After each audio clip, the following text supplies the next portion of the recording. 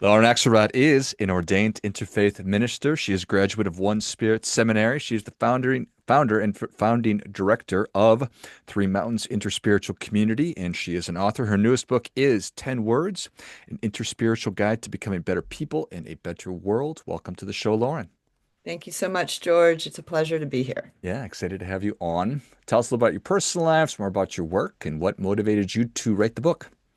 Well, as you mentioned, I'm an ordained interfaith interspiritual minister, and I've really spent my entire life on the spiritual journey, on the spiritual quest, decades in different traditions, very intensely studying, practicing.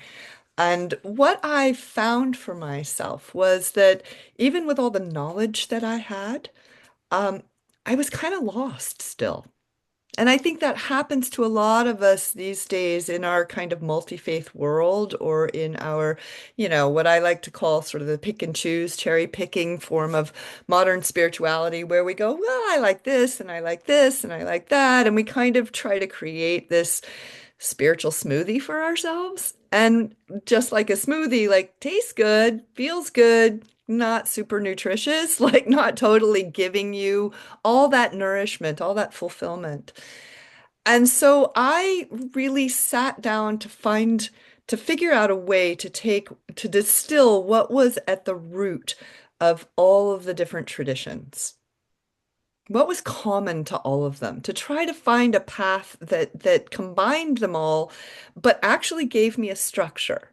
Because what happens is when you're choosing to follow a particular path, they give you the path. Here's the path, right? But for a lot of us, that's just like, yeah, I don't know. I don't know if I want to do that. So that's where we end up with this mix and match thing. Hmm. But we still need a path. Otherwise, we get lost in the woods. And that's where I was after, 40 plus years of spiritual seeking. I had lots of skills and lots of techniques and lots of knowledge, but I didn't have a path. So I sat down to find myself a path. And what I started doing was writing down literally the words. I said, what is common? What is what we would consider like the perennial wisdom, true across the board. It doesn't matter which path you're looking at. And I started writing down the words. And by the time I got to 10 words, I was like, wait a minute, I think I'm done. I think that's it, you know? But I wasn't sure. So I had to spend a year with a group of colleagues and folks that wanted to explore these 10 words and see if this worked. And at the end of that year, we all went, wow, okay, we have a path. Because what's beautiful about these words is there's no doctrine, there's no dogma, there's no, if God freaks you out, you don't have to use God. Like you can call it, you don't even have to actually have a spiritual orientation. They're really just the fundamental basic principles that help us become better people in a better world, period. You know? I love everything about that. I love trying to get down to the first principles of Exactly. things because Exactly. real easy to get lost in the woods. Mm-hmm. Exactly. Not just with faith, but probably everything. Everything. Everything. I mean, it's there's so much out there. And these days especially we just are bombarded, we have so much information and so much, we could anything is available on the internet. And it gets really hard to discern what actually has to, what's true, what's real, And what matters. and what matters, right? And what matters. Yeah. So first and foremost, well, not necessarily first. I love the the realization that it's possible to just find one word and help help that be that guide for people who are also feeling lost, who don't have that path. Um, do you have favorites out of the 10? Oh, it's really, it's kind of hard to pick one because, first of all, these 10 words, they're very simple words. You know them. You already know them. We already know. The first word, for example, is attention.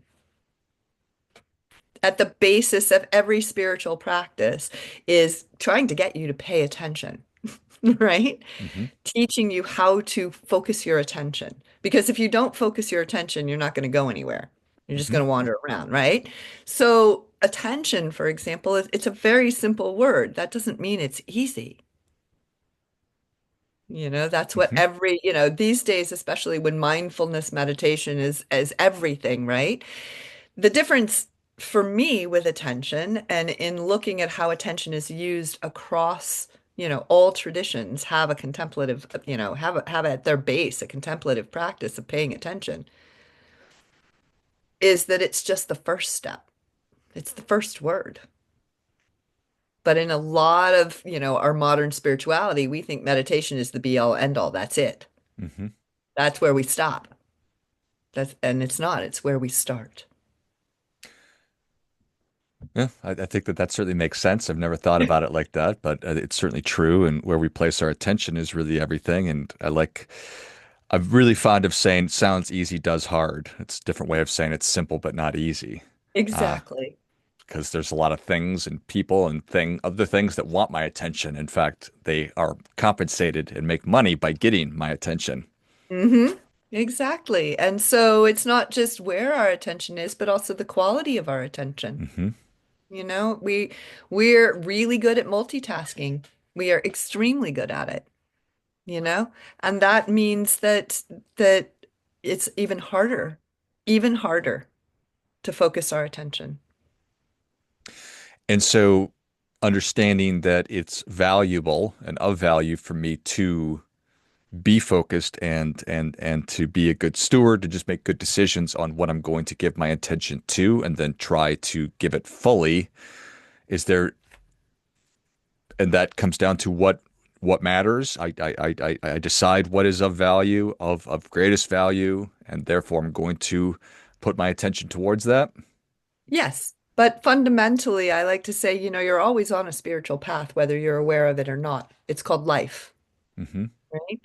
So, everything in life requires our attention.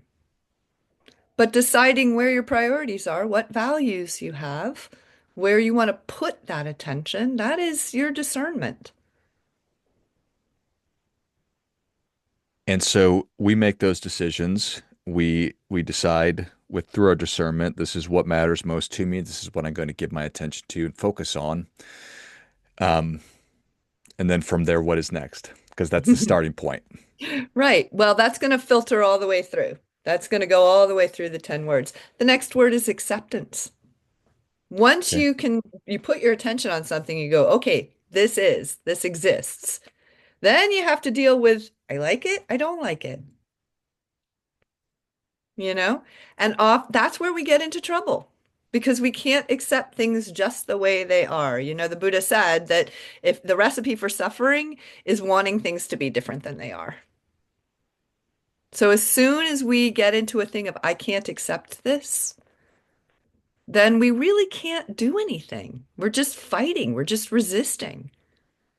That's not really a spiritual path, right? In the sense of if you're fighting with life, you're not going to get anywhere with it. You're just going to be constantly at war. So being able to say, okay, this exists, this too, not always easy. It's not always easy. And these days, again, well, we've got so much that we're like, whoa, I don't know if I can accept this. And acceptance, the important thing about acceptance, it doesn't mean you have to like it. It doesn't mean you have to affirm it. It doesn't mean you have to approve of it, but you have to accept that it is what it is. The serenity prayer comes to mind to me. Exactly. Exactly. So, I mean, this is what I'm saying. You're going to find this in every tradition, even in the Serenity Prayer, right? Even in AA spirituality. It's in everything. You have to be able to accept reality for what it is. And sometimes the hardest thing, for example, really at the fundamental base of it is accepting impermanence, accepting, that we're going to die. Everything does. That's a really hard one. For sure. Yeah. So I like this. I don't like this. Mm. I have made the decision to do this. I've come to the realization that the thing that I've invested in is a certain way. If I choose that I don't like this, this is a function of, okay, I'm not going to change it. So I either need to stop doing it, I need to move on from this, but just my irritation is not going to change the thing. Correct, correct. And these days, especially when we have, a culture of outrage where we're just getting so angry and outraged about everything that's going on, you know, it's not really helpful. It's not a good place. You can't change things from a place of outrage. You can only change things from a place of acceptance. Okay, I see what it is. I see what it is clearly. I don't have to get all worked up over it, but then I can make changes. And again, I like it, I don't like it. You can choose to engage with it. You can choose not to engage with it. It's your choice. But if you can't see it clearly, then you're just responding out of some kind of emotional reaction. So that goes to personal agency. Yeah, absolutely. Absolutely. We have the agency to make changes. We have the agency to do anything we want, really. But we have to take that agency, but we can't do that if we can't see what's going on clearly. That's 100% right.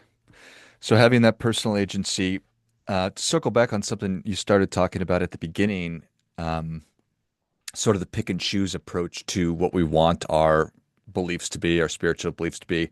What a wonderful gift it is that I have the ability to learn about every kind of discipline that's ever been, and I get to pick and choose. But we haven't quite caught up to the fact that everything else you've been talking about, it's a giant responsibility because if I choose to have this set of values, but it's contrary to the town that I live in or my family's or the country that I live in, then the whole program's not going to work. And society breaks down because we're all pissed off, kind of a thing. It's part of it. Yeah, yeah, yeah, that's a big part of what's going on. I mean, the other thing about sort of our mix and match, pick and choose form of spirituality is that we tend to just pick the things that are comfortable for us. Eh. We go, oh, I like this. This feels good. I'll do this. And we skip over the hard stuff, which is largely why a lot of people are like, I don't want to do religion because there's obligation and there's commandments and there's this stuff, right? I don't want demands made on me. I just want to do the things that make me feel good and are comfortable. And when we do that, we miss the growth. We only are going to grow when we get pushed a little bit outside of our comfort zone. And so these words, even though, they're not thou shalts or thou shalt nots, they're not, as you can see, attention and acceptance are not like commandments, They're principles. They're ways of being and behaving and understanding, right? But they're still going to push you if you actually do it because you're going to be like, okay, I accept this, right? And then something's going to happen. And you're like, okay, whoa, can't accept that. Well, you have to go back to the word acceptance. How can I work to accept this? That's really interesting. I wrote down top down, bottom up. Moses comes down, gives me the commandments, say, this is what you're going to do. And if you Hmm. don't, trouble There are for you. consequences, Yeah, right? There like are bad things, consequences. man. Well, Or, we have karma, we have, laws of cause and effect. I mean, this is not, you don't have to literally think hell, hell and, fire and brimstone. Like, but you do have to think there are consequences to your actions, always. There are consequences to your words. and in many ways, we're seeing these consequences through a unhappy group of people here on Earth fighting. And so the bottom up, the top down versus bottom up, I can pick and choose. I can do whatever I want. I'm skipping through the garden and just touching the stuff I'm interested in. I don't want to, but I'm not interested in actually, pruning or tilling the soil. I just want to pick the flowers kind of thing. Right, right. I have a saying, if you don't weed, you don't eat. As a gardener, as somebody who grows my own vegetables, like if I don't weed, there aren't going to be any vegetables to eat. Like we have to do the work. We have to do the work. And that is what, You can agree or disagree with, the various doctrines in different traditions, but they all point to you have to do the work. You have an obligation, you have an obligation as a human being on this planet not to make a mess of things. It's really simple. And we've been given the instructions for how to live, become better people in a better world. We've been given them over and over again in all of our traditions in slightly different ways, but the 10 words distill them into what the principles are behind all of these instructions. But we don't do them because it's, we'd rather go skip through the garden and smell the flowers. Right. Or because we want something and we're willing to, we're going to do whatever we want to do to get that thing. Whatever the consequences are, who cares? It's the original story of the Garden of Eden, almost. In a lot It's of the ways. original story of every tradition All of we them. It's have. like they knew. Yeah, of It's course it's they like knew. Of course it's they like they knew. recognize human nature.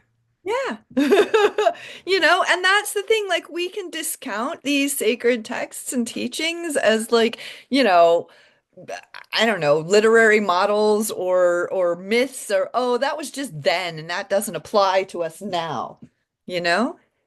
But the reality is they knew. They knew, human nature. They weren't any different than we are. We haven't changed. We really haven't evolved much. Yep, You we know? maybe have the internet, but that just makes it worse. Makes it harder. It makes it a lot harder. Cool internet, guys. That's gonna just rip Yeah, you things apart further. exactly. And that, when we talk about, I mean, one of the things that comes up for a lot of people is, the idea that's, in Christianity of original sin, which, our original sin is separating ourselves from whatever you call the sacred, right? Whatever you call it, feeling ourselves to be separate, and therefore we can do whatever we want, That's right. you know? And the reality is you can't. And we've been telling you this for a long time. You can't just do whatever you want. There are consequences. So how do we do the right thing? And again, it doesn't have to come from some divine source, but we still have that responsibility. One of the words is creativity. We are creative beings. Every breath we take literally is creating the world. Well, then let's take some responsibility for what we're bringing into the world. You know? There are consequences. Let's take some responsibility. So when people are reading the book, what are you hoping that it is going to do? So the book, is divided up into there's, an introduction in terms of like, here's where the 10 words come from. Here is a way to use them. And then there are the 10 words themselves. So, this isn't really a book you just sit down and kind of read all the way through. What I often suggest is people take one word, one word a month, one word a week, whatever time frame works for you. Um, and explore that word really deeply. Each chapter gives you a little bit of information about, where this word shows up, why this principle is important, how it might show up in your life, and then some suggested practices, some suggested, exploration questions. Explore it. And you're going to find, some people find they just put the word on a sticky note on their computer and it just permeates, right? It's like, oh, right, acceptance. Here we are. And the thing is these words are going to show up every day. Once you have these words as the framework, as the ladder for yourself, you're going to find that they show up. They're just the little reminders. I like to call them kind of the waypoints. Like when you're walking a trail or whatever, you have the little waypoints along the way. They're the places you go, oh, right, where am I? Well, It's so yeah, I think it's awesome. I think it's incredible. I think as adults, we're pulled in so many different directions, which is the point of this whole conversation. But we are. And so to be able to, I don't know that reduce is the right term, but to condense, boil it down to a word and to focus on that word and to get the back of it, the backstory of it, how it's a through line from Mhm. so many different faiths and disciplines and traditions, and to be able to ruminate and think about that, I think it's a such a beautiful access way to start accessing this kind of work versus trying to, I don't even know where to start, right? Like, oh my God. Right. So, Right, because the beautiful thing about these words is that you could look at them through the lens of any tradition. hmm. So let's say you're drawn to Buddhism or you're drawn to Christianity or whatever, you can go, oh, this is where this word shows up in that tradition, you know? And because they're interspiritual, because they show up in every tradition, they also kind of guide you to, oh, well, this, here's how I would like to apply this word. Maybe there's a practice within a tradition. So one of the words is contemplation, right? It's kind of the middle word. It's the focus from the internal to the external. So every religious tradition, every faith and wisdom tradition has a contemplative aspect, which is the I'm just going to get quiet and I'm going to listen. So there are lots of ways throughout traditions, very specific practices that help you contemplate. You can choose, but you still have to do it. You still have to contemplate. And you have to use that practice for that purpose. I choose to contemplate without spending any time contemplating. Not going to work. Not how that goes. Right, right. Even if you're spending a few minutes a day, A you thousand know? percent. Just turn the brain on, and it's an amazing thing. Once you turn it on, it's going to do more thinking on your behalf, and it's going to give you more ideas and thoughts, and it's going to become this virtuous cycle and a beautiful thing. Yeah, One of my favorite quotes from Blaise Pascal, he says, the most of humanity's problems stem from our inability to sit quietly in a room by ourselves. So like exactly. contemplation is one of the words makes all the sense in the world to me. Yeah, absolutely. I mean, that's why we've got, we take our walk, we've got our phone, we're listening to a podcast where, blah, blah, blah, blah, blah. We can't just sit still and sit quiet. We're Mhm. afraid to because we might hear something. Oof, it's a scary place to be alone inside of our own minds. Well, this is awesome, Lauren. I can't wait to have you back on to dig deeper into all of these. So thank you so much for coming on. Where can people learn more about you? Where can they get their copy of 10 Words, an interspiritual guide to becoming better people in a better world? Thanks so much, George. This has been a wonderful opportunity and conversation. So you can find out more about me on my website. That's laurynaxelrod.com.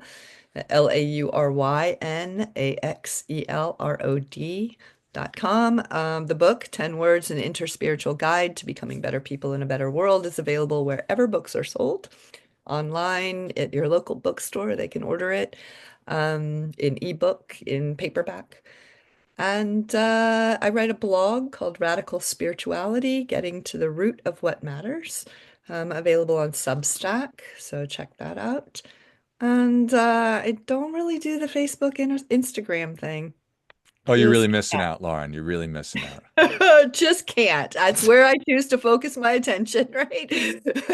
Practicing what she preaches, ladies and Yeah. gentlemen. Excellent. Well, if you enjoyed this as much as I did, show Lauren your appreciation. Share today's show with a friend who also appreciates good ideas. Learn more about Lauren at laurynaxelrod.com, LaurynAxelrod.com. Pick up your copy of 10 Words wherever you buy your books, and then check out the Radical Spirituality Substack. And I will link all of those in the notes of the show. Thanks again, Lauren. Thank you, George. Till next time, remember, do your part by doing your best.